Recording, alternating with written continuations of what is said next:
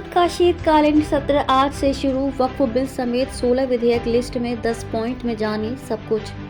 संसद का शीतकालीन सत्र आज से शुरू हो रहा है। इस सत्र के लिए वक्फ संशोधन बिल समेत 16 बिल सूचीबद्ध किए गए हैं। हरियाणा और महाराष्ट्र में एनडीए की भारी जीत के बाद इस सत्र में सरकार की स्थिति मजबूत होने की संभावना है। सत्र में राज्यों के चुनाव परिणाम का प्रभाव देखने को मिलेगा। संसद का ये सत्र काफी हंगामेदार रहेगा और 20 नवंबर तक चलेगा। इस दौरान संसद में कई अहम मुद्दों पर चर्चा हो सकती है। आइए संसद से जुड़ी अहम बातें 10 बिंदु में समझते हैं। संसद के शीत सत्र से जुड़ी 10 बातें। विपक्ष की रणनीति तय करने के लिए आज सुबह इंडिया ब्लॉक के फ्लोर नेता संसद भवन में बैठक करेंगे। वहीं कांग्रेस के प्रमोद तिवारी ने संसद के मुद्दों पर चर्चा करते हुए कहा, हमने मणिपुर का मुद्दा उठाने को कहा है।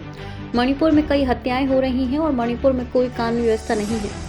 देश में बेरोजगारी है। मुझे इस बात की भी चिंता है कि उत्तर भारत में प्रदूषण की स्थिति और अधिक गंभीर होती जा रही है। हालांकि महाराष्ट्र और हरियाणा में अपनी करारी हार के बाद विपक्ष के कमजोर होने की उम्मीद है। रविवार को सरकार ने रक्षा मंत्री राजनाथ सिंह की अध्यक्षता में सभी राजनीतिक दलों के फ्लोर नेताओं से मुलाकात की। सरकार ने एक बयान में कहा कि संसदीय कार्य मंत्री किरेन रिजिजू ने सभी पार्टी नेताओं से संसद के दोनों सदनों के सुचारू कामकाज के लिए सहयोग और समर्थन का अनुरोध किया। शीतकालीन सत्र 20 दिसंबर तक चलने की उम्मीद है। इस सत्र में जिन विधेयकों पर चर्चा होने की संभावना है उनमें वक्फ संशोधन विधेयक और आपदा प्रबंधन संशोधन विधेयक शामिल हैं। बैंकिंग कानून संशोधन विधेयक और रेलवे अधिनियम संशोधन विधेयक लोकसभा में पेश किया जाना है।